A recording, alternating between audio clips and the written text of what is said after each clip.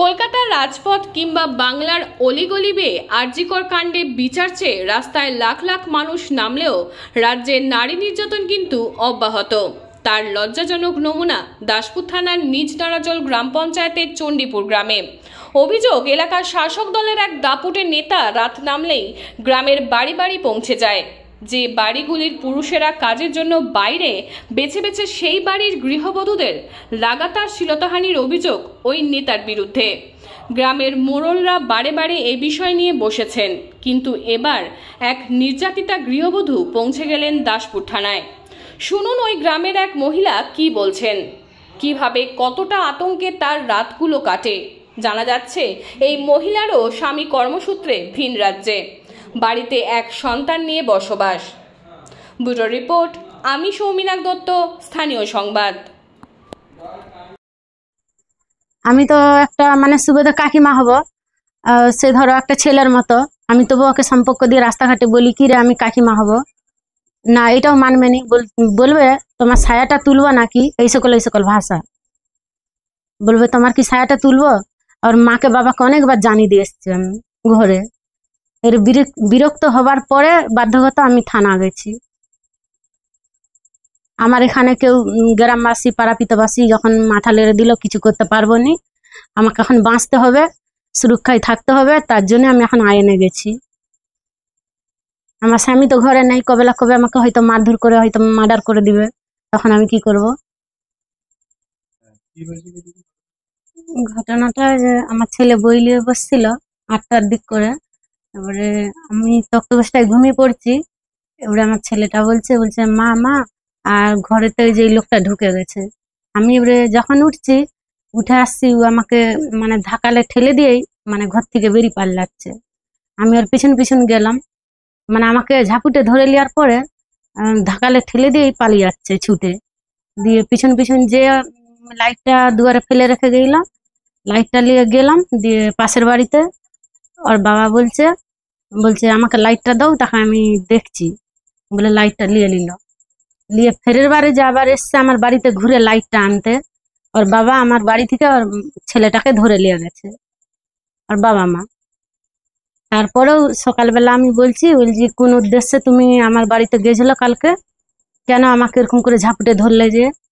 না, বলে লোককে শোনাচ্ছু আর এক দুর্নামই ভালো, বলছে আমি আবার ঢুকবো ঘরে, এরকম বলছে। জানিনি আমার ছেলেটা সেদিন যে না থাকতো, আমি মনে হচ্ছে জীবনে বাঁচতাম নি। আমার বাড়ি নারাজলে। না না, অন্য কিছু ব্যাপার থাকেনি, এরকম ধারণাই নেই ঘরকে আসার জন্য, কখনো আসেনি। রাস্তাঘাটে খারাপ কথা বলে, হ্যাঁ হ্যাঁ, প্রায় মালটাল খেয়ে আসলে রাস্তাঘাটে ভাষা বলে আর বলবে। হ্যাঁ হ্যাঁ, অতিরিক্ত বিরক্ত করে রাস্তাঘাটে, সেটাও আমি মেনে নিলাম। আমার স্বামী বাইরে থাকে, তামার কাজ করে, অভাবের সংসারে তো জমি জায়গাও কম। এবারে আমরা মায়ের বেটা এখন ঘরে থাকি, আমি একটু ভাগে টাগে জমি জায়গা চাষ করি আর কি, সবজি ধান এই সকল চাষ করি। এবারে আমি এখন ঘরে আছি, একা মানুষ। এবারে ও কি করছে? হ্যাঁ, এখন আমি আতঙ্কিতে রয়েছি। হ্যাঁ, অনেকবার গ্রামে পাড়া পিতবাসীকে ও যখন এরকম উচ্চবাচ্য ভাষা বলে, আমি সকলকে জানাই, বলছি এরকম এরকম বলছে। রাস্তাঘাটে আসতেও কি করবে, গায়ে কখনো খাপচি দিবে, তাও আর মা বাবাকে শোনানো হয়েছে। বলছি দেখো তোমার ছেলেটা এরকম বলছে, মাল খাইছে, কি করবো এরকম। মা বাবা নিশিত ভূঁইয়া, বয়স ধরো না তোমার 40 এরকম হবে, 40 বছর।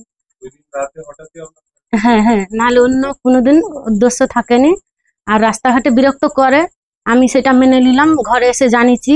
ঘরের লোক বলছে মাল খাইছে, কি করব। কিন্তু হঠাৎ করে আমার বাড়িতে এরকম এই প্রথম ঢুকলো। হ্যাঁ, প্রায় আমার যে পাশের ওই সিয়াহাই বাজার যেতে সামনাসামনি ঘর আমাদের সব বেরিয়ে চলে গেছে তারা পাড়া থেকে। তাদের ঘরে ওরকম উৎপাত করবে, বাজার থেকে আসার সময় যখন সন্ধ্যাবেলা বাড়িতে আসে এরকম উৎপাত করে। হ্যাঁ, মহিলাদের উপর অত্যাচার করবে, কপাটে ধাক্কা মারবে, লাদ মারবে, কপাট খুলো এরকম বলবে, কাকে দক্তা মাগবে, এরকম হচ্ছে ই করবে অত্যাচার। তারপরে আর বাবা মা ধরে নিয়ে জানার পরে তারপরের দিনে সাইডে ও এবারে বাঁধে বসেছিল, ওর সাথে আমি কথা বললাম সকালে যে কেন আমার কোন উদ্দেশ্যে আমার ঘরটাকে কিসের জন্য আমাকে যে ধরে পড়লে, আমার ছেলেটা যদি না থাকতো আমাকে তো মেরেই দিত। না বলছে লোককে শোনাচ্ছু, আবার এক দুর্নামই ভালো, একবারে মেরে দেবো এরকম বলছে।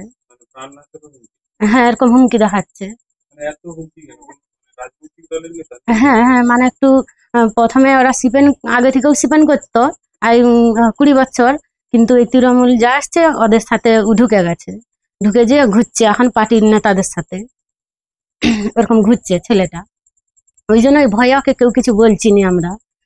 এবারে প্রশাসন পাড়াপিতবাসী সকলকে জানাতে যাই, সবাই ভয় করছে, বলছে আমরা কিছু বলতে পারবো না, আমরা পাড়া বসতে পারবো না, যে বিচার করো লোক ডাকবো তাও বসবেন নি। পঞ্চায়েতকে কতবার জানিয়েছি, সে যখনই একটু ওকে মানে সাবধান করে তখনই ভালো, কিছুদিন পর আবার ওরকম। এবারে বাধ্যগত সিভিককে জানালাম, সিভিককে ধরো না আমার এরকম প্রায় যখনই ঘটনা ঘটে আমি জানিয়ে দিয়েছি। এবারে এইটাই মানে সে একটু বলছে যে এতবার যখন জানি গেছে তাহলে আমি কেসটা হাতে নিবো বলে এই জন্য একটু হাতে হ্যাঁ হ্যাঁ হ্যাঁ মানে ম্যাডামকে যে একটা লিখিত দিয়ে এসছি আমি, যে আমার এটা যেমন সমাধান করে ভালোভাবে আমি থাকতে পারি।